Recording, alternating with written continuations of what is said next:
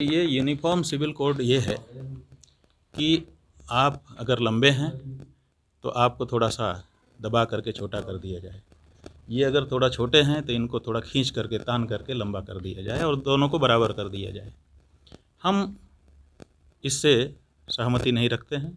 हमारा ये कहना है कि भगवान ने जैसा जन्म इनको दिया है, जैसी कदकाठी इनको इनके डीएनए ने दी है, उसी कदकाठी में जीने का इनको अधिकार है।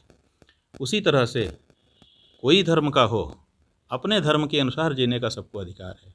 हम सबको बराबर कर देंगे इस चक्कर में सबको कुछ कटौती कर देना, सबके धर्म में हस्तक्षेप कर देना, ये धर्मनिरपेक्ष सरकारों का काम नहीं हो सकता है। ये जो बात है धार्मिक मामलों में हस्तक्षेप की, ये आपत्तिजनक है। कोई भी धर्मनिरपेक्ष सरकार किसी भी धर्म में, चाहे वो मुसलमान का धर्म हो, चाहे हिंदू का धर्म हो, चाहे बौद्ध जैन भाई हो, किसी के धर्म में तब तक हस्तक्षेप का अधिकार ये लोग नहीं रखती हैं जब तक कोई ऐसी परिस्थिति उत्पन्न नहीं हो जाती है जिससे सबके जीवन को प्रभाव पड़ रहा हो। माने लॉ एंड ऑर्डर का बहुत बड़ा प्रश्न उपस्थित हो जाए अथवा स्वास्थ्य का कोई बड़ा प्रश्न उपस्थित हो जाए, उसमें आपत्ति काल में कोई हस्तक्षेप करना हो तो सरकार होने के नाते भले करें, लेकिन धर्म में हस्तक्षेप है ये जो सिविल संहिता की बात की जाती है, समान नागरिक संहिता की। समान नागरिक संहिता तो अपने देश में है। जो आपराधिक मामले हैं अपने देश में वो मुसलमानों, हिंदुओं, ईसाइयों में भेद नहीं करते हैं। एक ही धारा अपराध करने पर अपने देश में सदा से लग रही है। जब से देश आज़ाद हुआ है तब से आपराधिक मामलों में समान संहिता बनी हुई है। लेकिन जो सिविल मामले हैं उन सिविल मामलों में भी आप कहते हैं कि हम समान कर देंगे। कैसे कर देंगे? समान कर दो, चलो सब हिंदुओं को नमाज पढ़ना मुसलमानों के साथ शुरू करवा दो, कर सकते हो।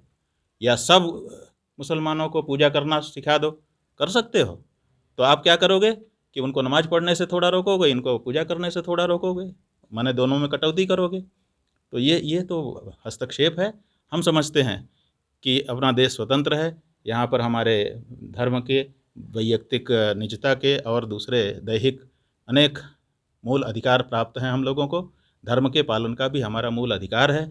हमारे ऋषि महर्षि जैसा हमको बता गए हैं हम उसके अनुसार अपना जीवन जीना चाहेंगे, क्योंकि हम जानते हैं कि समान नागरिक संहिता के नाम पर मुसलमानों को कुछ नहीं होगा, सब हिंदुओं को भोगना पड़ेगा। क्योंकि नेहरू के समय में हिंदू उत्तराधिकार अधिनियम, हिंदू विवाह विच्छेद कानून, हिंदू कोड बिल के नाम पर आया था और हम लोगों की धार्मिक मामलों में हस्तक्षेप करके कानून बना दिए गए हैं और आगे भी इसी नाम पर बहुत सारे कानून बनेंगे। तो ये बिल्कुल अस्वीकार है। हम चाहते हैं कि सिविल मामलों में हमको स्वतंत्रता रहे, हम हिंदू भी अपने ढंग से अपना रहें और मुसलमान, ईसाई वो भी अपने धर्म नियमों के आधार पर अपना जीवन बिता रहे हैं। कोई बहुत बड़ी समस्या उत्पन्न नहीं हो रही है। तो जहाँ तक आपराधिक मामलों का सवाल है, आपराधिक मामलों में पहले से ही समान नागरिक संहिता लागू है। ठीक।